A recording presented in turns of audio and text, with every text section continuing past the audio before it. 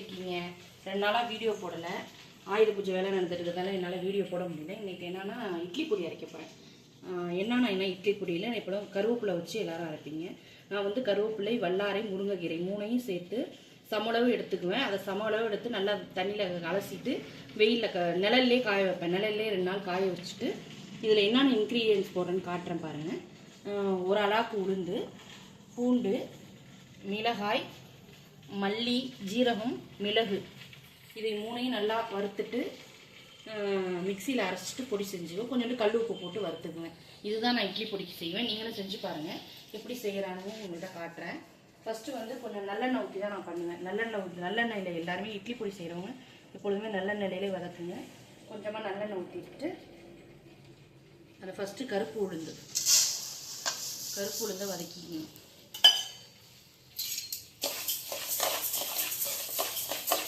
கருப்பு உளுந்து நல்லா வதக்கிட்டு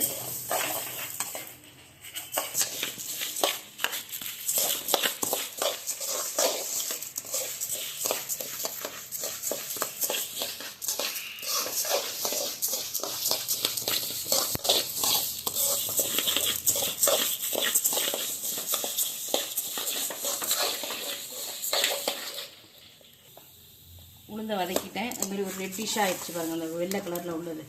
இப்போ உளுந்தை எடுத்து மாற்றிடுவேன் கம்ப்ளீட்டில்.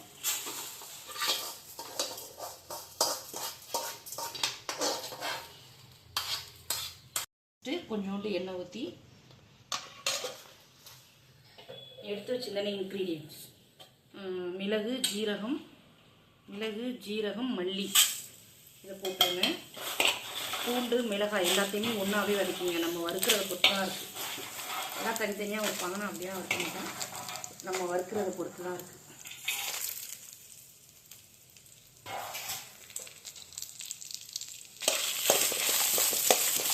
ஃபைவ் மினிட்ஸ் ரொம்பலாம் வறுக்காதீங்க. கருமத்தில் வரும். லைட்டாக வறுக்கினா போதும்.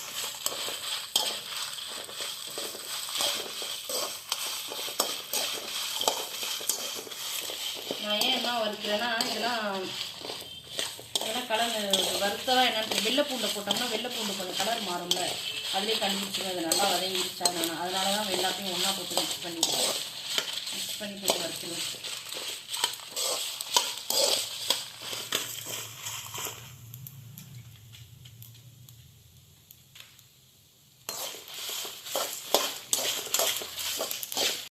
பொடி அரைச்சாச்சு. பொடி அரைச்சோன்னே இப்படி தான் இருக்கும்.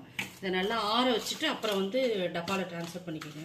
அப்படியே சூடாகவே வச்சிங்கன்னா பொடி நல்லா இருக்காது. ஈரம் வேர்வைப்பட்டு நல்லா இருக்காது.